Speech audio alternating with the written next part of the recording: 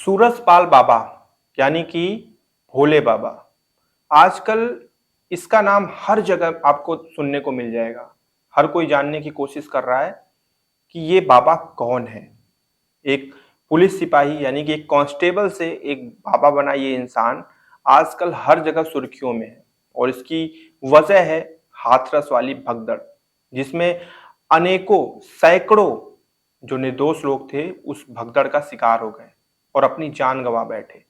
लेकिन क्या किसी को यह पता है कि ये सूरजपाल बाबा पे सबसे पहला एफआईआर कब हुआ था और क्यों हुआ था? अगर इसके पीछे की कहानी आप जानेंगे तो आप आश्चर्यचकित रह जाएंगे। और अंधविश्वास पे लोगों का जो विश्वास है उसके लिए तो मैं कुछ बोल ही नहीं सकता, लेकिन आंखें खोली खुली रखना बहुत जरूरी होता है। चलिए आज की इस कहानी में हम आपको बताते हैं कि ये सूरजपाल बाबा के ऊपर पहला एफआईआर कब हुआ था और क्यों हुआ था, किस वजह से हुआ था और उसके पीछे की कहानी क्या है। सूरजपाल बाबा की कोई संतान नहीं थी, इसलिए इसने अपने साले की बेटी हेमलता को गोद ले लिया। हेमलता को गोद लेने के बाद उसकी परवरिश करना, उनकी उसकी चीजों का ध्यान रखना, ये सूरजपाल बाबा के जिम्मे था। अभी तक तो चीजें ठीक थी, लेकिन घटना हुआ कुछ यूं कि जो हेमलता थी इसको कैंसर था और ये बात ज्यादातर लोगों को पता नहीं थी।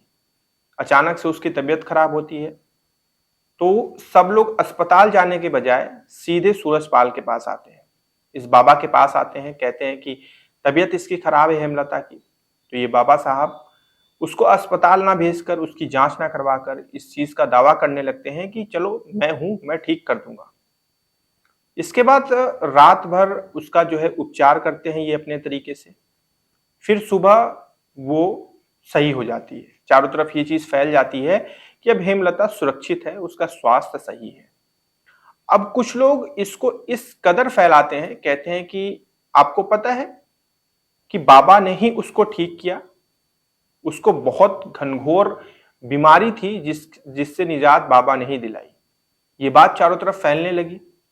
तब तक कुछ ही देर बाद हेमलता को उल्टी होने लगी, उसकी तबीयत फिर से खराब हुई और इसके बाद उसकी मौत हो गई थोड़ी देर में।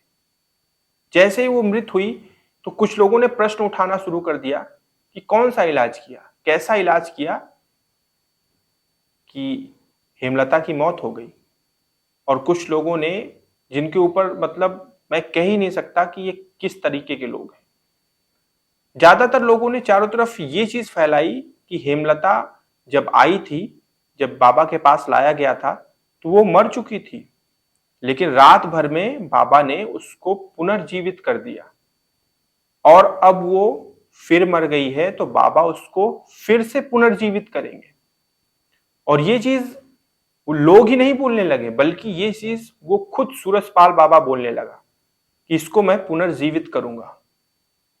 अब यहां पर अंतिम संस्कार को लेकर विलंब हो रहा था, लेकिन सूरजपाल बाबा उस लड़की को के पास बैठकर इस चीज की का दावा कर रहा था कि 10 या 11 बजे तक मैं इसको जिंदा कर दूंगा।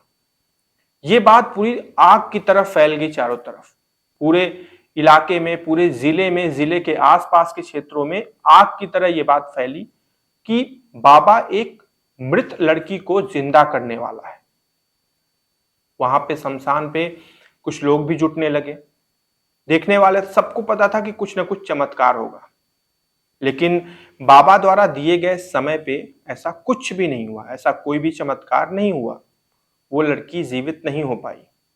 अब जब वो जीवित नहीं हुई तो वहीं पर उपस्थित कुछ लोगों ने हंगामा शुरू कर दिया। जैसे ही ये हंगामा हुआ तो वहां की जो पार्षद थी उसके पास ये खबर पहुंची। उसने पुलिस को सूचना दी और पुलिस वहां पहुंची, उसने सारी चीजों की जांच पड़ताल की और इसके बाद पहले गिरफ्तार हुई इस सूरजपाल बाबा की। इसके खिलाफ एफआईआर हुआ। एफआईआर में कुछ धाराएं भी लगाई गई जिसमें ये चीज टोना टोटका वगैरह इससे जुड़ी हुई जो भी धाराएं हैं, जैसे कि the drugs and magic remedies objectionable advertisements act 1954 की धारा 2C में केस दर्ज किया गया। पहला एफआईआर हुआ सूरजपाल बाबा पे। लेकिन बड़ी आश्चर्य की बात है कि इस केस में कुछ वक्त के बाद फाइनल रिपोर्ट लगा दी गई और इस केस को क्लोज कर दिया गया, बाबा पे कोई भी कार्रवाई नहीं हो पाई। अब इस मामले ने काफी तूल पकड़ा था, क्योंकि कुछ लोगों का ये मानना था कि लड़की पहले से मरी, उसको एक बार जिंदा किया, लेकिन वो जब दोबारा मर गई तो बाबा इसलिए नहीं जिंदा कर पाए क्योंकि किसी भी इंसान को एक बार जिंदा किया जाता है, दोबारा नहीं किया जा सकता। अब उनमें से कुछ लोग ऐसे भी थे जिनका तर्क ये भी था कि उस लड़की की मौत 2 दिन पहले ही हो चुकी थी, लेकिन बाबा उस लड़की के माध्यम से सिद्धि प्राप्त करना चाहते थे। बाबा वशीकरण पे काम कर रहे थे। बड़े ही अजीब अजीब तर्क उस वक्त लोगों ने लगाया। ये घटना सन 2000 की है, यानी कि आज से तकरीबन 24 साल पहले। तो आज से 24 साल पहले उस बाबा के ऊपर पहला एफआईआर हुआ था। उसके बाद की तो बहुत कहानियां हैं, सब कुछ बताते बताते पूरी रात बीत जाएगी, लेकिन इस वक्त भी जरा सुनिएगा। जो अभी हाथरस में हादसा हुआ जिसमें सैकड़ों जानें चली गईं, उसको लेकर जो बाबा से संबंधित लोग हैं, जो बाबा के भक्तगण हैं, उनका तर्क ये है कि वो ये कह रहे हैं कि इसमें बाबा की गलती नहीं है, बल्कि ये सब जो वहां आए थे उनकी लापरवाही की वजह से हुआ।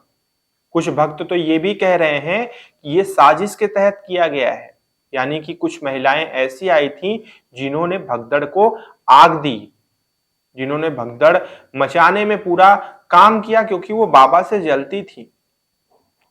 देखिए, लोगों की भक्ति किसमें है किसमें नहीं है, इसमें हम कोई प्रश्न उठाने वाले नहीं है। हमें कोई अधिकार नहीं है कि हम किसी की भी भक्ति को लेकर प्रश्न उठाएं। कहते हैं कि अगर आप पत्थर में भी भगवान खोज लें तो वो पत्थर भी आपके लिए पूजनीय हो जाता है, आप उसकी पूजा करके भी संतुष्टि महसूस कर सकते हैं। लेकिन सबसे बड़ी बात यह है कि हमें आंखें खुली रखनी चाहिए, क्योंकि आंखें बंद करके कुछ नहीं हो पाता, सिर्फ अंधेरा दिखता है। इसलिए आंखें अगर खुली होंगी तो आप चीजों को समझ पाएंगे। ये वही बाबा हैं जो 2000 में किसी मृत को जीवित करने के पीछे शमशान पे लोगों की भीड़ इकट्ठा कर ली, गलत तरीके का संदेश समाज में फैलाया, फिर उस लड़की को जीवित नहीं कर पाए। तो जब लोगों ने हंगामा किया तो उससे जुड़े हुए इतने मिथ समाज में फैला दिए कि आधा से ज्यादा लोग तो ये सोच के भ्रमित हो गए कि बाबा की गलती नहीं थी, बाबा ने कोशिश की, एक बार बाबा ने जिंदा तो किया ही था ना, दोबारा नहीं कर पाए। बड़ी अफसोस की बात है समाज में। खैर, ये कहानी थी जो पहला एफआईआर की सूरजपाल बाबा के ऊपर जो हुई थी। कोई तर्क हो या फिर कोई भी सवाल हो वो आप कमेंट करिएगा। कल हम एक नई कहानी लेकर आपके सामने आएंगे। ध्यान रखिएगा अपना। जय हिंद।